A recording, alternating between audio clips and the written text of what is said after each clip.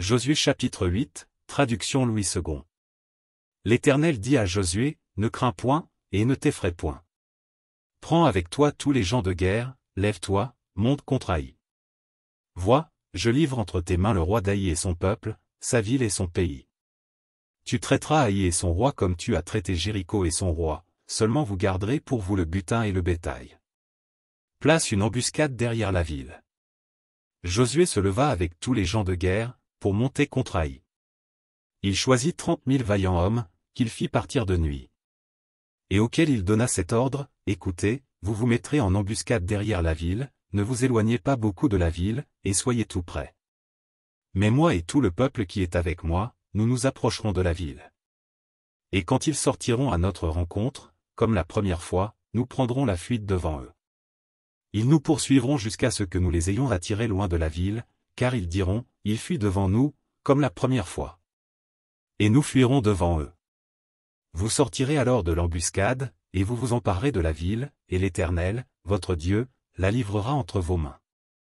Quand vous aurez pris la ville, vous y mettrez le feu, vous agirez comme l'Éternel l'a dit, c'est l'ordre que je vous donne. Josué les fit partir, et ils allèrent se placer en embuscade entre Béthel et Haï, à l'occident d'Haï. Mais Josué passa cette nuit-là au milieu du peuple. Josué se leva de bon matin, passa le peuple en revue, et marcha contre Haï, à la tête du peuple, lui et les anciens d'Israël. Tous les gens de guerre qui étaient avec lui montèrent et s'approchèrent, lorsqu'ils furent arrivés en face de la ville, ils campèrent au nord d'Haï, dont ils étaient séparés par la vallée. Josué prit environ 5 000 hommes, et les mit en embuscade entre Béthel et Haï, à l'occident de la ville. Après que tout le camp eut pris position au nord de la ville, et l'embuscade à l'occident de la ville, Josué s'avança cette nuit-là au milieu de la vallée. Lorsque le roi d'Haï vit cela, les gens d'Haï se levèrent en hâte de bon matin, et sortirent à la rencontre d'Israël, pour le combattre. Le roi se dirigea, avec tout son peuple, vers un lieu fixé, du côté de la plaine, et il ne savait pas qu'il y avait derrière la ville une embuscade contre lui. Josué et tout Israël feignirent d'être battus devant eux, et ils s'enfuirent par le chemin du désert. Alors tout le peuple qui était dans la ville s'assembla pour se mettre à leur poursuite. Ils poursuivirent Josué, et ils furent attirés loin de la ville. Il n'y eut dans Haï et dans Béthel pas un homme qui ne sortit contre Israël. Ils laissèrent la ville ouverte, et poursuivirent Israël. L'Éternel dit à Josué, étends vers Haï le javelot que tu as à la main, car je vais la livrer en ton pouvoir. Et Josué étendit vers la ville le javelot qu'il avait à la main. Aussitôt qu'il eut étendu sa main, les hommes en embuscade sortirent précipitamment du lieu où ils étaient, ils pénétrèrent dans la ville, la prirent, et se hâtèrent d'y mettre le feu. Les gens d'Haï, ayant regardé derrière eux, virent la fumée de la ville monter vers le ciel, et ils ne purent se sauver d'aucun côté. Le peuple qui fuyait vers le désert se retourna contre ceux qui le poursuivaient. Car Josué et tout Israël, voyant la ville prise par les hommes de l'embuscade, et la fumée de la ville qui montait, se retournèrent et battirent les gens d'Haï. Les autres sortirent de la ville à leur rencontre, et les gens d'Haï furent enveloppés par Israël de toutes parts.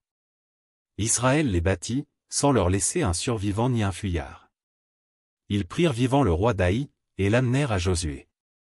Lorsqu'Israël eut achevé de tuer tous les habitants d'Haï dans la campagne, dans le désert, où il l'avait poursuivi, et que tous furent entièrement passés au fil de l'épée, tout Israël revint vers Haï et la frappa du tranchant de l'épée. Il y eut au total 12 000 personnes tuées ce jour-là, hommes et femmes, tous gens d'Haï. Josué ne retira point sa main qu'il tenait étendue avec le javelot, jusqu'à ce que tous les habitants eussent été dévoués par interdit. Seulement Israël garda pour lui le bétail et le butin de cette ville, selon l'ordre que l'Éternel avait prescrit à Josué. Josué brûla Haï, et en fit à jamais un monceau de ruines, qui subsiste encore aujourd'hui. Il fit pendre à un bois le roi d'Haï, et l'Y laissa jusqu'au soir.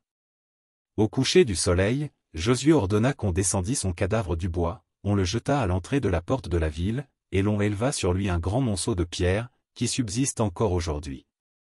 Alors Josué bâtit un autel à l'Éternel, le Dieu d'Israël, sur le mont Ébal. Comme Moïse, serviteur de l'Éternel, l'avait ordonné aux enfants d'Israël, et comme il est écrit dans le livre de la loi de Moïse, c'était un autel de pierre brute, sur lesquels on ne porta point le fer. Ils offrirent sur cet autel des holocaustes à l'Éternel, et ils présentèrent des sacrifices d'action de grâce.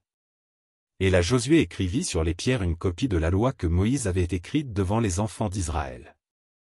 Tout Israël, ses anciens, ses officiers et ses juges, se tenaient des deux côtés de l'arche, devant les sacrificateurs, les Lévites, qui portaient l'arche de l'alliance de l'Éternel, les étrangers comme les enfants d'Israël étaient là, moitié du côté du mont Garizim, moitié du côté du mont Ébal, selon l'ordre qu'avait précédemment donné Moïse, serviteur de l'Éternel, de bénir le peuple d'Israël.